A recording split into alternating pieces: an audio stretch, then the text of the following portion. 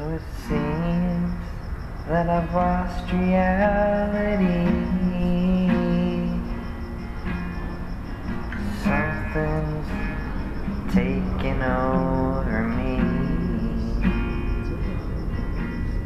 I've seen, but I've never tried.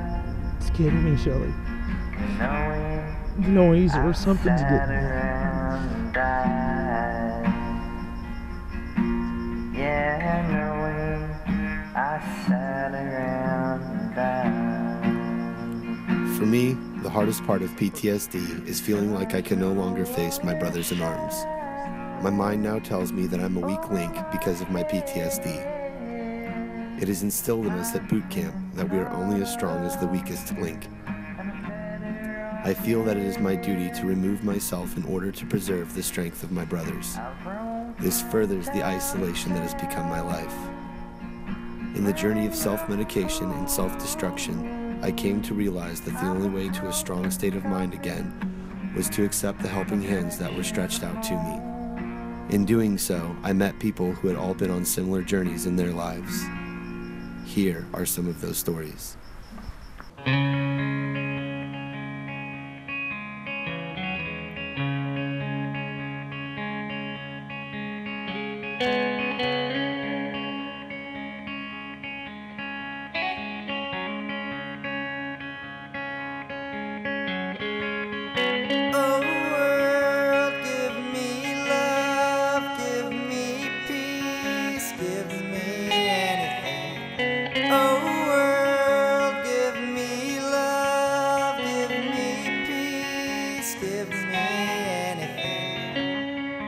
Life hits you with things that you don't expect, but it's real life, and real life it can be tough.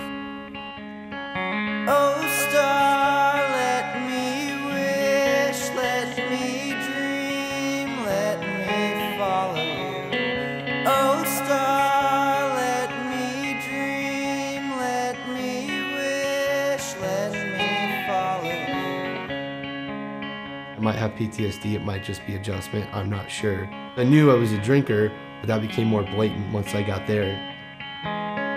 Wise men make me rich, make me real, make me anything. Wise men make me rich, make me real, make me anything. While regard for those who have served is very high, understanding of what they did in the service is actually not very high. And so I think we as veterans have a real responsibility to communicate to employers in particular the value that veterans bring to the workforce, particularly veterans, I think, of our generation. Oh, the stories I've told.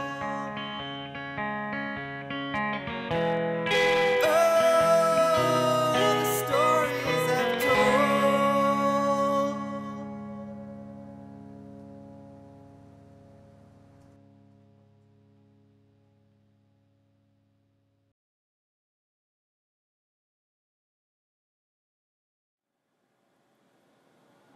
Through my time in the Marines, I came to discover that when entering the military, we all come from different backgrounds and from all walks of life. But we join together with the common idea of doing something greater than ourselves to serve together for our great nation.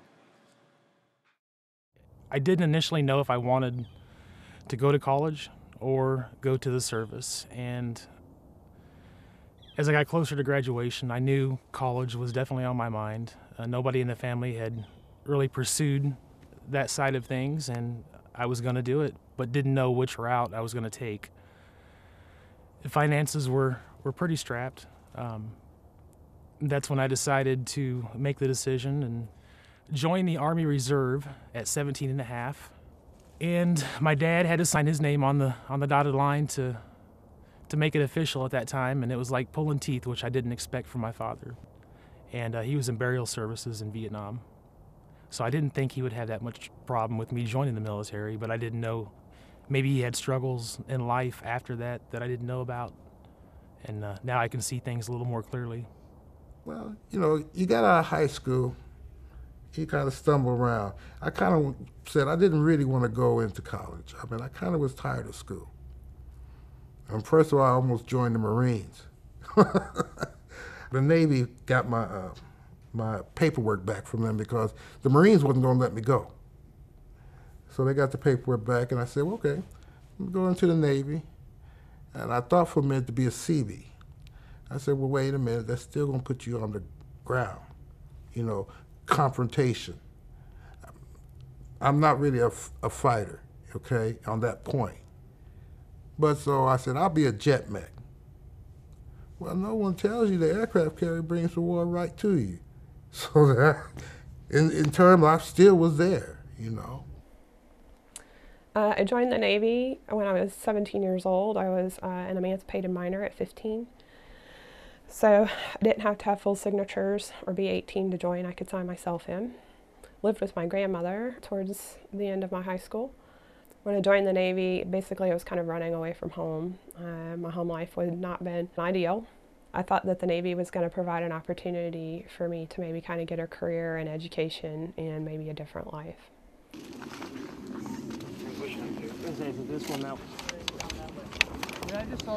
After 3 deployments to Iraq, I have never felt the bond of brotherhood like I did when I served alongside selfless people who all cared more for the wellness of the group than the wellness of themselves. This feeling was so deep that it still resonates inside me today, even years after being out of the Marines.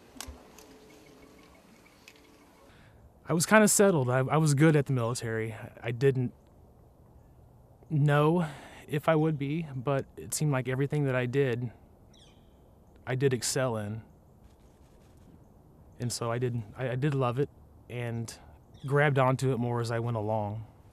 I was there when we crossed the border from Kuwait to Iraq.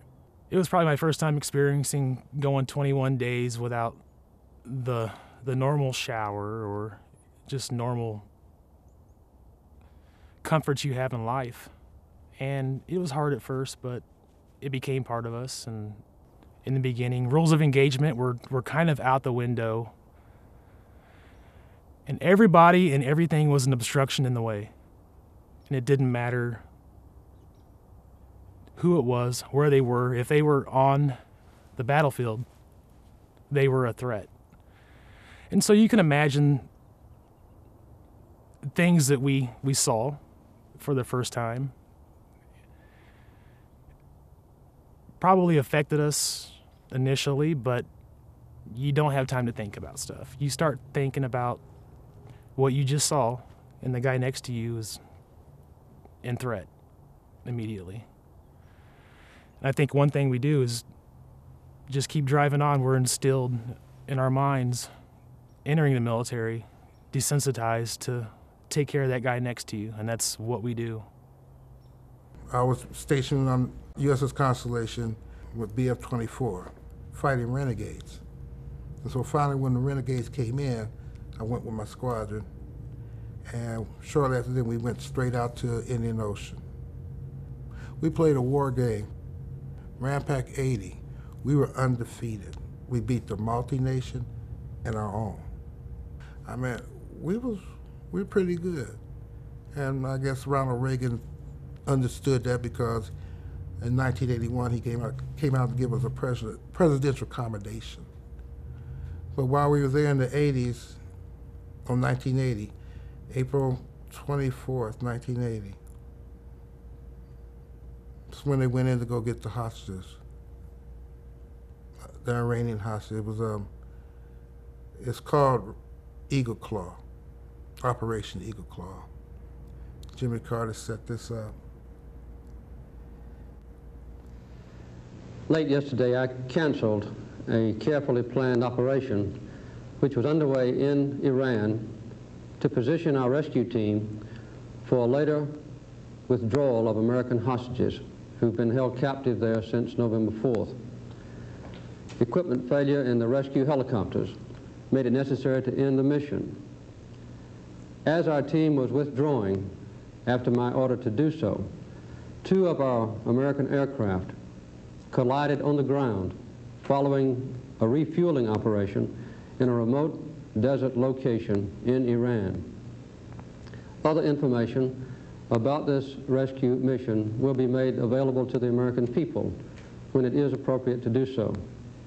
There was no fighting, there was no combat, but to my deep regret, 8 of the crewmen of the 2 aircraft which collided were killed, and several other Americans were hurt in the accident. I remember watching the TV, and they had the prisoners sitting on the ground, and people held on hostages were standing all around with rifles. One guy looked up because they said they signed a paper that said they was traitors or spies. One guy looked up and hit him in the back of the head. Pissed off 5,500 sailors. Later on, we rode up and set off the coast of Iran. I did 2 36-hour alert back to back, alert firefighters. They sent them in, and it was aborted because it was a crash in the desert. Everybody on our ship was so mad because we wanted to do it, because we was undefeated. And I think it should have came from us, because if you can get the name presidential commendation, that means you were the best of the best at that time. So why didn't it come from the best? And we all were tired. We was ready. Longest one on station, did 110 days plus. It's like having a gun, cocked and loaded, ready to go, and you can't fire it because you'll be told, hold back. And these people coming back now, I have a real feeling about that, because if we got a chance to do what we were supposed to do, none of this would be going on now. It's the same players, same characters, and it takes me right back to 1980. My first husband, he and I married after knowing each other 6 months. It was right before the first Gulf War. I believe Kuwait was invaded on August 1st, 1990. I was married August 13th, 1990, after 6 months of dating. On August 15th, I received notification from the commanding officer that I was going to be sent TAD, temporary additional duty, to Bahrain in support of tactical environmental systems. My husband, then at the time, who was active duty Marine, was also to be deployed to Bahrain. You would have thought that in the first year of our marriage we might have seen one another. We didn't. So we didn't get off quite to the best of starts. Being in naval aviation at that time, I was very young. There was a lot of military harassment. It was the time before tailhook. In fact, tailhook actually happened within months after I got out of the service. The tailhook scandal represents one of the most embarrassing periods in modern U.S. military history.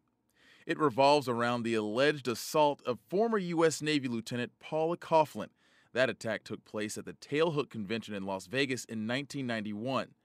A macho culture fed by men averse to serving with women coalesced with a party atmosphere at the conference, leading to Coughlin's assault. Her account of what happened that night was despicable, but what followed was even more shocking. The Navy released an initial report on tailhook 7 months later. 1,500 men were questioned, and only 2 suspects were identified. Unsatisfied with the Navy's investigation, Coughlin went on national television to highlight the mistreatment of women in the military, but her interviews essentially blew the lid off the military's so-called silent epidemic.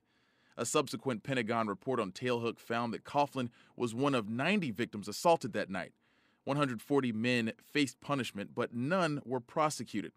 The Pentagon's report exposed the prevalence of sexual assault in the military and the fact that men were also victims of the same crimes. Reforms have been put in place since then to help prevent attacks on those who defend our country from perpetrators within their own ranks. Despite those reforms, sexual assault remains a problem within the branches of the U.S. military. I didn't really understand what harassment was or what it looked like. And I didn't understand how it would later play into the development of post-traumatic stress disorder and maybe even lead me to even having difficulties in interpersonal relationships. having issues maybe with concentration and some of the issues that face folks with post-traumatic stress disorder. When I came back, I was so excited to see my youngest son. My wife was 6 months pregnant when I left at the time. And last 6 months of my deployment, I dealt with some infidelity issues.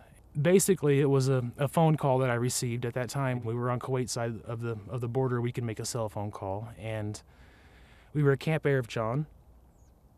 And my brother had called me and broke some really bad news to me.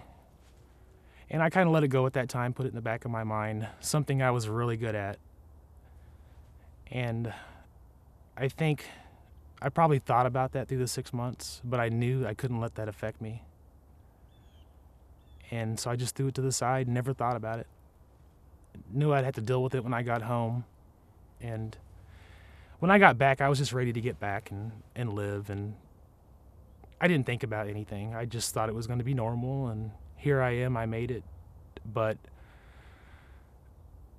my first day back, I took off to Kansas for a good week because the world back here, as I knew it, was just totally different. I was out of my elements, and home was not home to me at that time. Because for a long time, after I got out of service, I kind of acted up and didn't know why. Drugs, drinking, DUIs.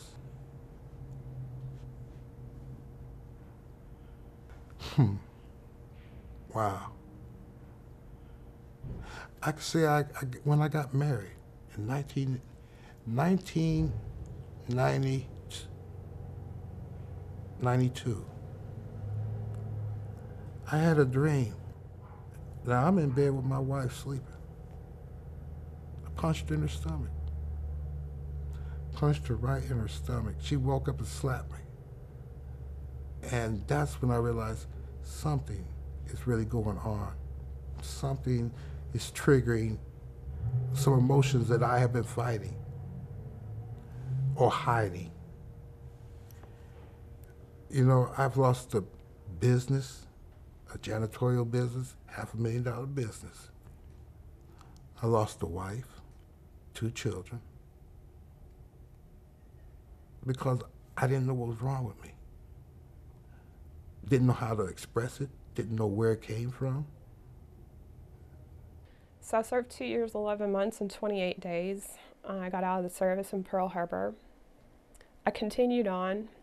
I think I went to 9 different colleges and universities. I was still a military wife, so I didn't have much of a choice about where to go when I got out of the service and whenever he was getting out of the service. At about the 5-year mark in our marriage, his father passed away.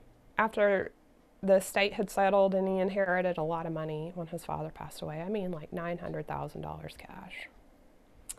So I found myself in Stillwater, Oklahoma, sort of a foreigner in a stateside place. Decided that I was going to take that summer before I started full-time enrollment at school to maybe go visit my grandmother, who had been sick at the time. She did eventually pass away of cancer. So that summer, at the beach house with my grandmother, and then I got the call that changed my life. It was my husband at the time, and he said he had not been happy for a long time, and he filed for divorce. So at that time, I'd been in North Carolina approximately 3.5 weeks. And we had talked every day on the phone, and at that time we had been married a little over 6 years, and I was very happy with our marriage. But typical of symptoms of PTSD, we often avoid and deny things that make us uncomfortable. So it was so deep within that, I didn't even see how unhappy he was. This is one of the spots, this is one of the first spots that I actually bedded down in. It has been hard on my family. I have a local family, close, and they could not grab on to me, and they tried everything they could. And the closer they got, the further it drove me. and there was something I needed to see or find. And so I think I took off from Kansas City to go find my happiness, maybe back where I grew up, on the West Coast, on the beach. And I was lost for a good 9 months out there with a backpack on my back. And to me, it was totally normal. I didn't have to worry about the stress of, am I a burden to my family? Had been going through work issues. Financially, I was a mess. Every part of my life had fallen apart. But I could always get it back. Didn't know that. I just had no hope. And I think a lot of us feel like that sometimes. I've woken up in my car so many times, out of gas, mouth bloody. Don't know how I got there from point A to point B. And I have to watch the news, wonder if I hurt somebody. Call some friends. Did I say something? Did I do something? Oh, you okay? And I'm sitting and watching the news. I'm saying, well, where did this happen? How did this happen to me? And that's not the first time this happened. 2 or 3 times in my life. You know, I've had one episode here, and not here at this place, but shall I say, in civilian population. I loaned somebody, and it sounds so simple, but I loaned somebody a charger for a phone. And I knocked on his door and was asking for the charger back. He acted like he wasn't there. I knocked on the door, he wouldn't answer, he wouldn't say nothing. I've heard the music inside. I went to the window, knocked on the window. Eventually, I punched the window. Broke the glass. I believe there was some alcohol involved. I think maybe some tequila was involved. So I might have had a tequila moment with some military attitude. You know, it's not nothing I'm proud of, really. Kind of shameful of it, but it was more or less I was telling this man that I'm not going to take your BS, you know, that you have spread to everybody else. Went to a couple people I can remember that I talked to and apologized. And they kind of told me what happened. I said, I went to that little place, you know. And so I said, well, let me do this. Lessen the alcohol, get my emotions in check, read my Bible. I think that's the only thing that's keeping me a little sane. And get back with God. And let him lead me through. Let him help heal me. And I think that's the only thing that has kept me emotionally sound. Not that I ever don't have those times when if you want to say leave, but they're not as often because I keep reading my Bible. So when I get to a point of in doubt, I said, when in doubt, read. So I'll pick up my Bible and read. You know, it has helped me a lot. So I was devastated to get a phone call. After 6.5 years, I felt that I deserved at least an explanation for what happened. Why were you ending this? We'd never cheated on one another. There was no history of alcohol or substance abuse, of physical violence. There was really nothing there. I just remember I couldn't eat, I couldn't sleep, I couldn't do anything except get there. And when I got there, to find myself locked out of my own home and no place to go. I didn't have a family there. You know, he had high school friends because he had graduated from the local high school there. So he knew people. I didn't know anybody. I just knew him, or at least I thought I did. So anyway, first day back in Oklahoma after I get the news of him filing for divorce, you know, I find myself locked out of my house, locked out of my life. Where does one go? I simply remember that I became extremely angry, and people with PTSD certainly have a lot of anger sometimes that gets displayed. At this point, I was deeply frustrated, deeply upset, felt betrayed, angry, didn't have food, clothing, or shelter, or even didn't know how to even access those resources.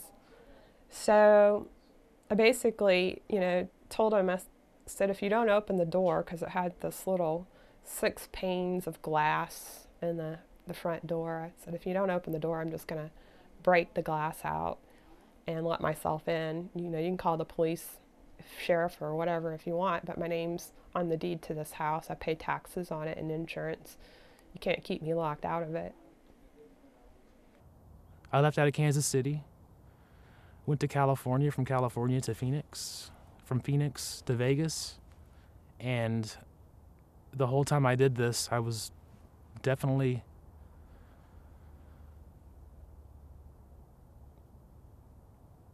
not scared to death, but alone. And it was the first time in my life that I had felt that alone feeling, and I'd been contacting my family probably 7 months into it. They had no idea where I was. Finally, I had got arrested in Chandler, Arizona, didn't have an ID with me. And so the officer in Chandler contacted my family and basically told them I was living against a wall in Phoenix, panhandling my way from place to place, and just not in a good spot.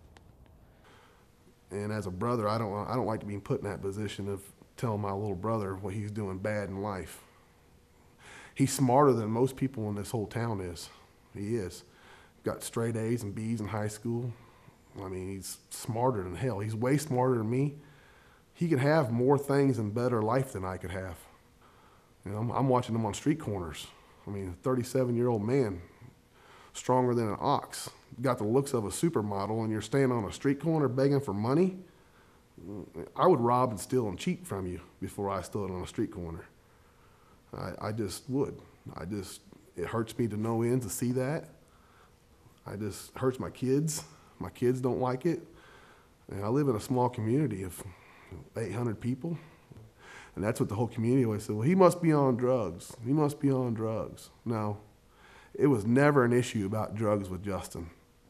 It was more of a true mental disability with him. If he was doing drugs, I know about his drug dealing. We're open about that kind of stuff. It had nothing to do with drugs. I mean, he came back and showed me pictures of dead bodies, dead little kids that had been ran over by his convoy. People in front of him got blown up and killed. So for a normal person to sit there and be, well, he just messed up. The Army don't do that to you. Well, how many times have you seen someone die? How many times have you seen someone shot? I don't think so. Most of us don't see that kind of stuff. Them boys do, and it stays with you. It carries on with you. It's just, we're only human. Your mind can only take so much. But it took me a good 5-6 years for my whole family to realize that, it was our fault too. It wasn't just his fault. It was our fault. So we're just like, hey, buck up. Well, it's not that easy to buck up when you see your friends get killed. We all understand that now. So, and he don't talk about it. I've seen pictures 1 or 2 times. That's it. He don't talk about it. He's just like an old Vietnam vet. He's seen it, but he don't sit there and say, hey man, I've seen blood everywhere and guts. It doesn't work like that. The ones that are saying that are the ones that hasn't seen nothing. They're the ones that hasn't seen more when they're sitting there bragging about that kind of stuff. So he's an awesome person. Like I said, he can put anybody in this little town to shame if he wanted to. It's the applying part. So I see things like I'm still there. We're right out here by a train track. When it locks up or come by, I think I'm on the flight deck. But yet, I cannot get classified. I have a 0 rating.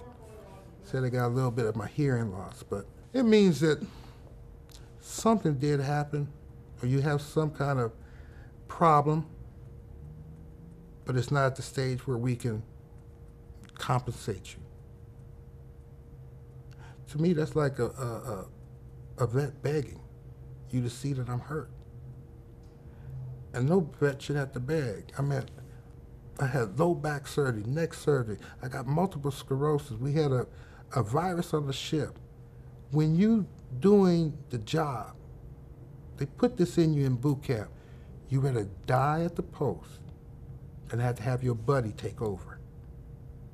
I mean, America has a short history span, or should I say, our government has a short history span of knowing that what you put in the vets is still running. A lot of them will still get back up and give their life again. Packed up what I could, and I put it in a 1994 Civic Del Sol, a little two-seater. So I slept in the car for 2 nights, one night in the police station, one night in a park before I was told I had to move. And I didn't really know what to do. I just kind of had a moment of an epiphany and a moment of clarity, and I thought, you know, the only way I'm going to change my life is if I get an education and get myself on a different path, a different career. Late that summer, I went to the Dean of Admissions at Oklahoma State University.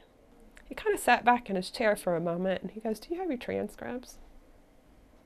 So I gave him all of my transcripts, and we all know that transcripts are really not official if you kind of give them to somebody else. They got to come directly from the school. I remember he pulled a big stamp out of his desk and he looked at my application and stamped in-state tuition approved, and then congratulated me because not only were they going to give me in-state tuition, but they were also going to give me a full scholarship. My housing wasn't even going to be paid for, and not even been starting school yet, but they let me stay in the dorm for non-traditional students that summer. And then he did something else that was rather amazing. He sent me over to residential life to talk to the dean over there. And that dean found out that I had had a little bit of military police work while I was in service. And he's like, "Well, I know somebody over at the Oklahoma State Police Department in the parking division. How'd you feel about maybe going over there and talking to them?" And by the end of the day, I walked away with a job, starting in 2 days. Asked me then if I would have been homeless, and I would have probably been in denial and avoidance, our usual coping mechanisms for those of us with PTSD, and I said, got a roof over my head, I have something to eat, and I actually got a job.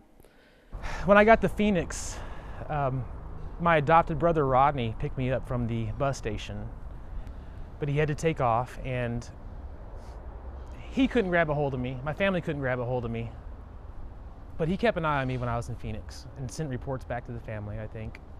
So it was kind of nice to have him. I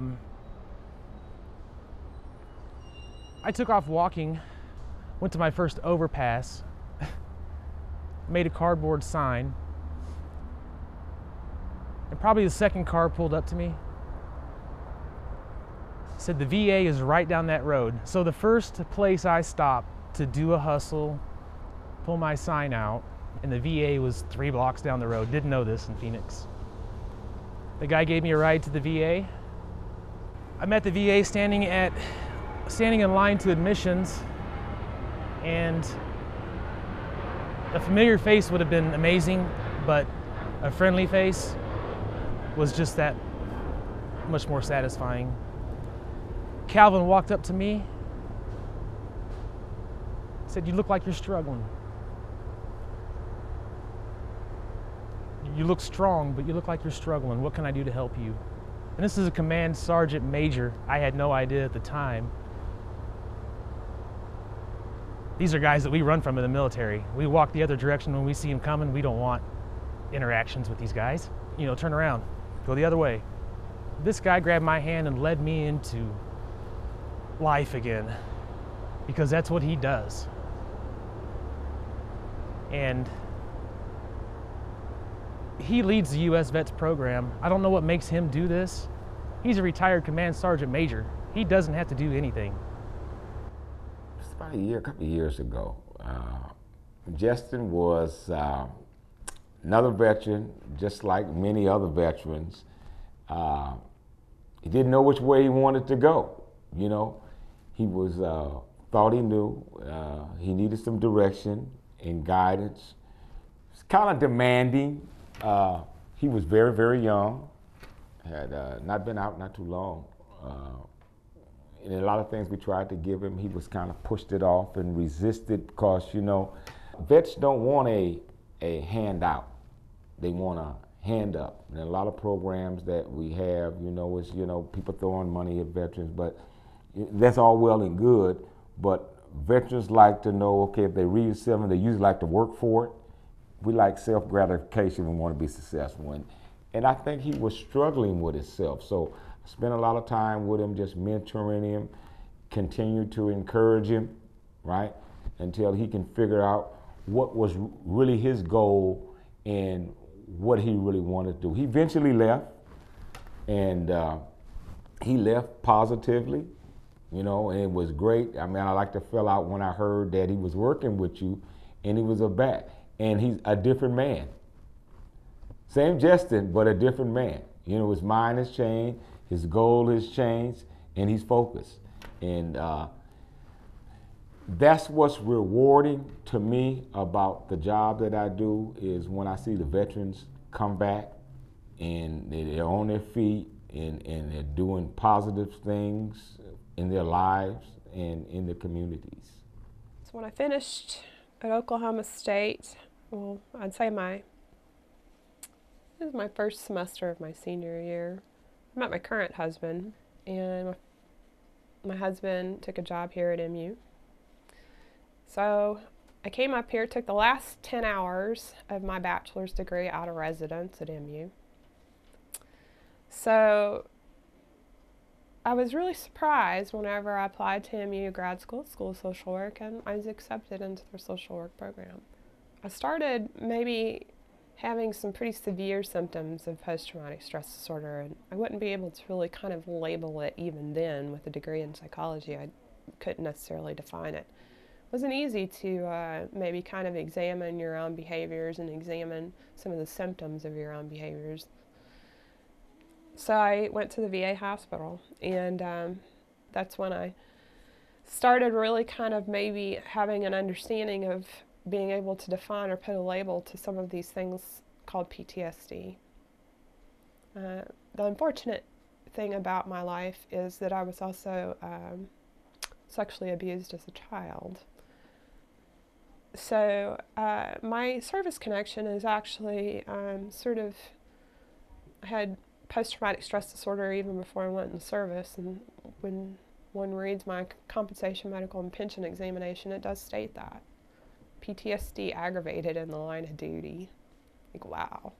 That was a kind of an eye-opener when I saw that. I was like, okay, so I had PTSD before I went into service. Yeah.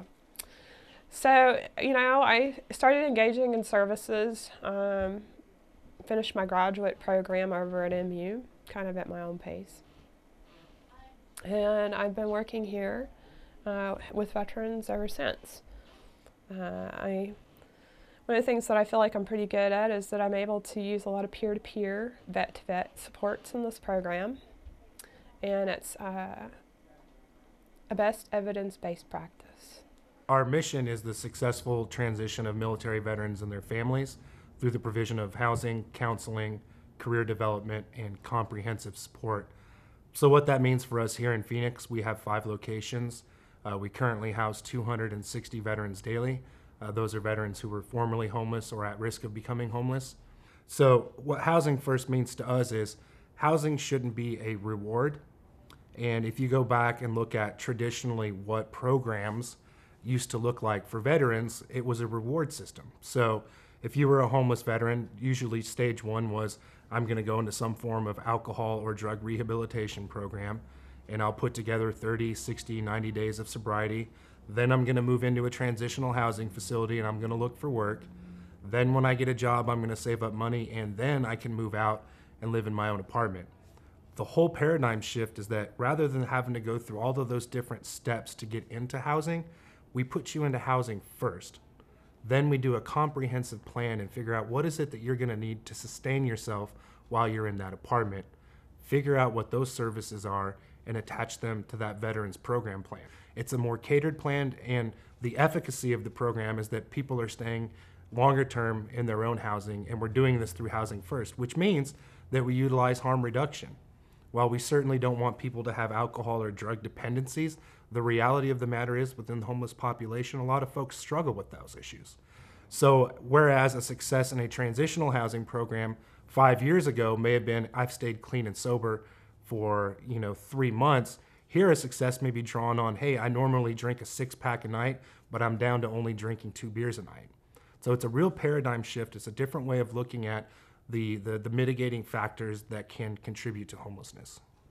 The biggest unknown is the undiagnosed cases of PTSD, those veterans that just aren't seeking any help for it.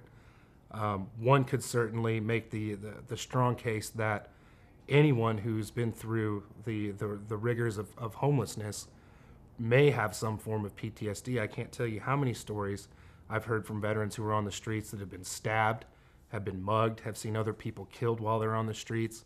And this is just while they're on the streets. This isn't even taken into account their service in the military, what their family life was like before they joined the military. So certainly PTSD we see a lot of at all of our facilities.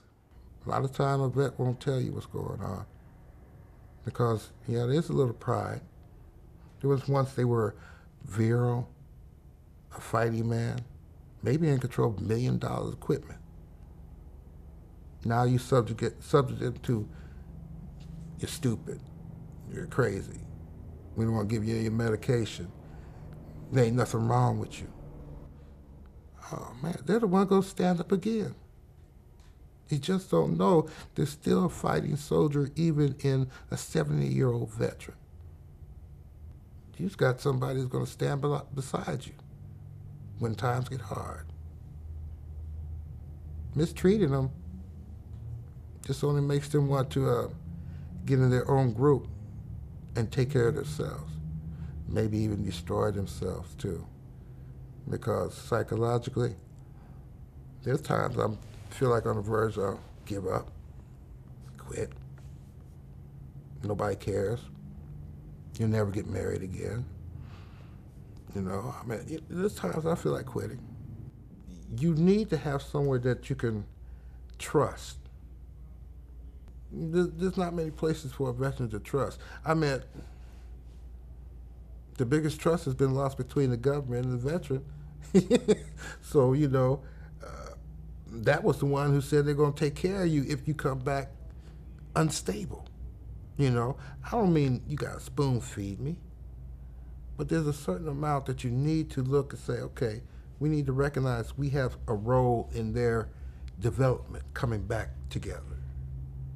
And places like this give a veteran a chance to breathe. Now, my time here at Welcome Home, even if we have a situation where we don't have space, we can put them in a motel until we can find some space. If they have any kind of income at all, sometimes we can work with them to get them directly into housing, rapid rehousing, through a grant from the Supportive Services Veterans Families Program, which is a grant through the Department of Veterans Affairs.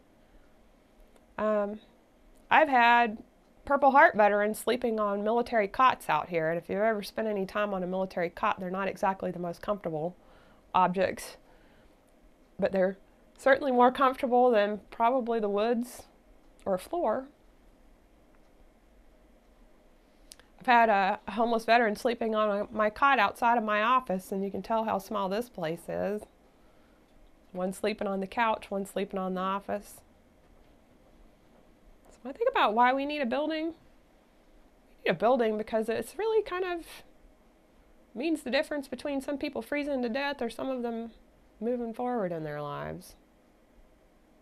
In some ways, people who are homeless are already somewhat frozen. They're sort of stuck, I guess. They don't have access to housing. Chances are they're not going to be very successful at maintaining a job either. It's my desire for us to fix it. We need to find a place where my veterans can go in and they can be greeted with a smile and not judged. And for them to be welcomed home with open arms and saying, hey dude, hey, welcome back. You've done your service. We get it. You've been on the streets. We're here to help you. We use Welcome Home as one of our shelters. Currently, they can only house 9 veterans within their contract.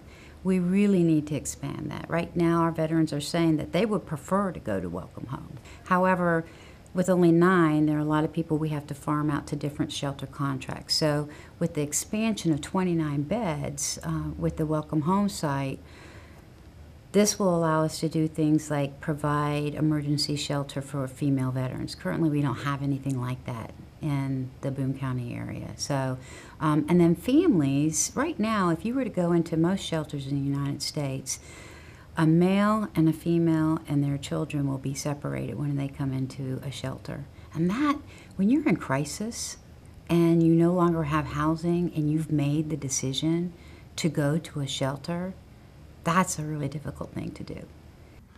So we started in February, pulled a team together, found a site that fit the needs of both the Housing Authority to create permanent apartments for the veterans in the VASH program, but also had a adjoining building that was going to be great for a shelter.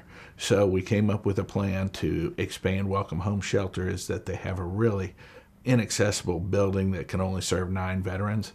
There's no quarters for female veterans in that building, and this would give them 29 emergency shelter rooms and then add a supportive services center onto it. So we felt like we had a great plan that the community would support, but also realizing we needed to raise some significant funds in order to complete the whole campus for veterans.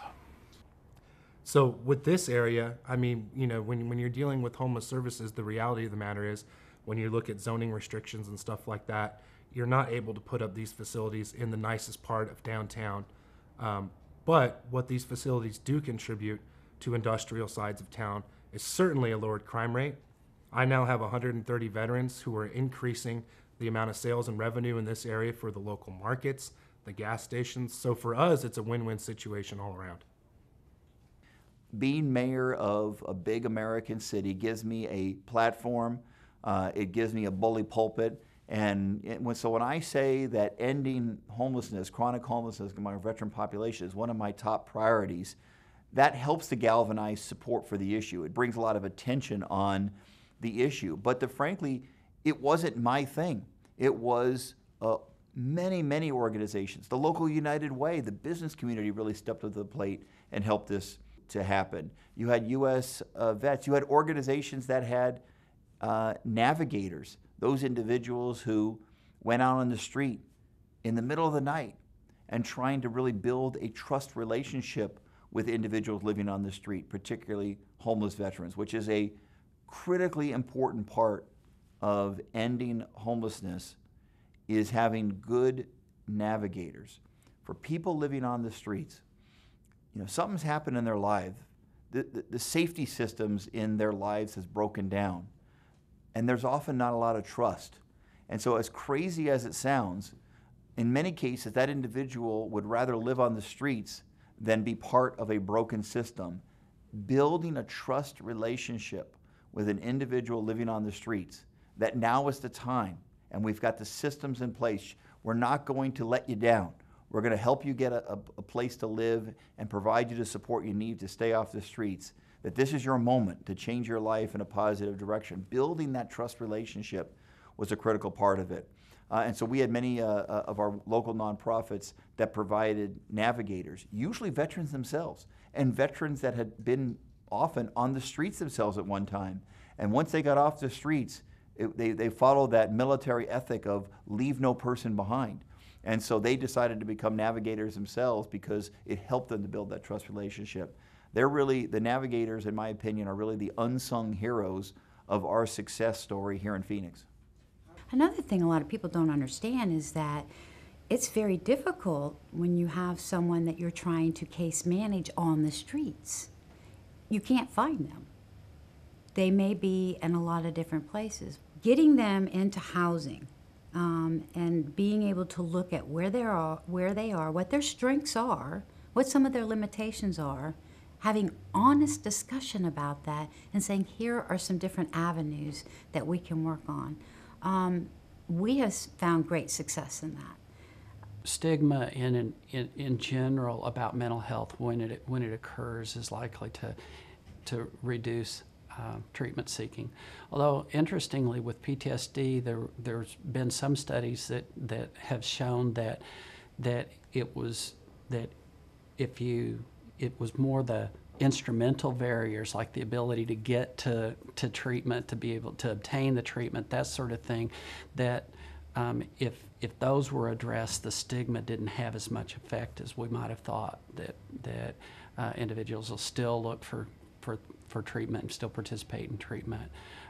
And one of the things that you mentioned is that, you know, that there is a tendency when we're not familiar with somebody that has something or experiences something, we're likely to fall into those biases, those prejudices or stigma. And when we interact with those individuals, we really find out that they're very much like the rest of us, if you will. And in saying that, I don't mean to separate somebody with PTSD out, but basically this is someone that experiences or suffers from a condition, as opposed to that this person is different, if that makes sense. A lot of them do have PTSD, so we're talking about a lot of Vietnam-era veterans who are living on the facility that have PTSD, whether it's been diagnosed or undiagnosed. But how does it affect people? Well, one, we look at the social anxiety triggers. Avoidance is a huge one. So when somebody has PTSD, they try to avoid things that remind them of those situations that caused the PTSD to begin with. A great case in point, I had an OEF veteran who had a real aversion to coffee and tea. And it triggered a real heightened anxiety level for him, to the point where he couldn't be around the smell of tea or coffee. And for the longest time, we were trying to figure out, you know, what is it about the tea and coffee that really bothers you? Because it seemed like every meeting we have, there was always tea or there was always coffee. Well, come to find out, when he was on patrol in Iraq, it was in the morning and people were out having their tea and coffee, and that's one of the last things that he remembers smelling before he got hit with an IED. So something that doesn't mean much to some folks, like the smell of coffee or tea, meant a whole lot to him, to the point where he couldn't be around coffee or tea. So we see that in a lot of different ways. Avoidance can become overgeneralized in that person's life, to where they feel unsafe in the world in general, and they tend to seclude themselves. And oftentimes seclusion leads to depression, or depression can lead to seclusion, so decreased mental health there. When you couple that with nightmares, flashbacks, decreased amounts of sleep, then you really start dealing with a lot of issues with just the functionality of that individual. So the idea of having a campus like this is that we're all veterans, we're all here to support each other. When someone's down, we work through it and pick each other up. And we all have something in common right from the beginning, and it's that we're all veterans, and we all understand it from that component. And certainly, I think any of us who have served, particularly those of us who have deployed and come home, we've definitely worked with people who had all those different types of experiences and all those different types of reactions to those experiences. And I think the most important thing is demonstrating to people that, as you talk to them, that you care about them and that it's really important to you, that they take advantage of the resources that are available to them. But I think in a larger sense, it's important for the community to look at folks who have come home, no matter what their experience was, no matter what's going on with them at that moment, and realize that they are of enormous value to the community and to the country, and that helping them is not just about saying thank you. Thank you is very nice. It's always nice when you're in uniform and people come up and thank you for your service. It's very nice. But it has to go a step further than that, and it has to be a recognition that people who have had that experience and had that level of training, they come home with a unique set of perspectives and a unique set of experiences that can be really valuable to our communities. And, you know, I think All you got to do is look at a workplace where there's a lot of veterans working together, and you see that it's a pretty outstanding workplace. And if you have a business, it's a good thing to have that in your business. And if no matter what kind of organization you have, it's really valuable. And it's not charity to reach out to those people. It's just really valuable for us as a country. There's a lot of positive in the negative. And you could take a homeless situation and turn it positive. You can do anything in the world. And if I can make it, anybody can make it. Because there was a time in my life where there was no tomorrow, and I had been in some of the deepest, darkest places that there was no hope. I thought I would never pull out. Today is amazing. I want to go home. I miss home. And I want to give somebody else that feeling of missing home, because home is where it's at. This place here is a good place to come to get nurturing, to get yourself together, to get ready to go back out there on your own. And I think if more places like this was around, there'd be a lot less suicides in veterans, you know, a lot less, well, definitely a lot less homeless. Place where they can start working on their emotional problems, their physical problems. That's what a vet needs. More places like this that help rather than hinder, that seek to build you up rather than let you just fall. I think if I wasn't here, I might be in jail. Lord, have mercy upon my soul, for I do not know whether I have done wrong or right, and I can feel hell's flames though they are out of sight. I gave her the best of me. With that love, she kept my sanity. Go to NoOneLeftBehind.com and find out how your monetary donation can help provide a home here for veterans in our community. Donate today at NoOneLeftBehind.com and join the fight to leave no veteran behind.